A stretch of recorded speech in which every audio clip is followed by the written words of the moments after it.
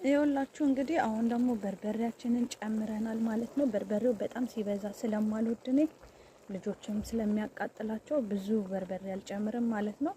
እንደዚህ አድርገን እናቁላላለን ማለት ነው። በርበሬያችንን ጨምረን እናሻለን ማለት ነው። ዘይት ከመጨመራችን በፊት በርበሬያችንን ጨምር አድርገን በደንብ አድርገን እናሻለን ማለት ነው። እንግዲህ እንደምትመለከቱት ዶሮአችንን እንደዚህ ዝብዝፍ አድርገን ነበር ያደርነው ማለት ነው። ዶሮአችንን ሙልጭ አድርገን እናጥብና ከዛ በኋላ እንደምታዩት ውጪ ላይ ድስታችንን ጥደናል ለማጠብም እንዲመቸን።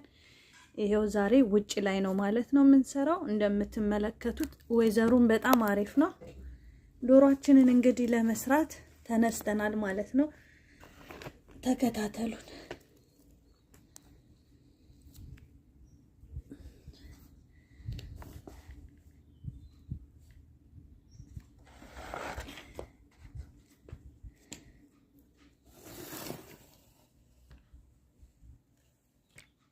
እንደዚህ አድርገን ዶሮአችንን እጥብጥብ እንደዚህ ሙልጭ አድርገን በሎሚ ዝዝፍ አድርገን ጥብ እናደርግና ስንጨርስ ደግሞ ደጁን ጥብጥብ አድርገን ጥብጥብ እናደርጋለን ማለት ነው። በጣም ነው የሚመቸው፣ በጣም ነው ደስ የሚለው ውጪ ላይ መስራት። ዛሬ ደግሞ አየሩ በጣም አሪፍ ነው። ለስሙ ሲመች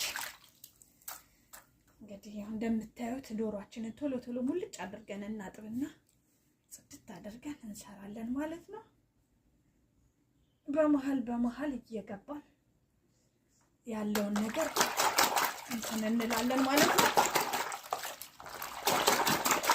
አሁን ዶሮአችን እየታጠበ ነው። ሰላም ሰላም፣ እንዴት ናችሁ? እንግዲህ እንደምትመለከቱት ምግባችን ደርሷል። የፋሲካ የአመት በዓላችንን እንደዚህ ምግባችንን በደንብ አድርገን አዘጋጅተናል። እንደምትመለከቱት ሁሉ ነገር ቀርቧል ማለት ነው።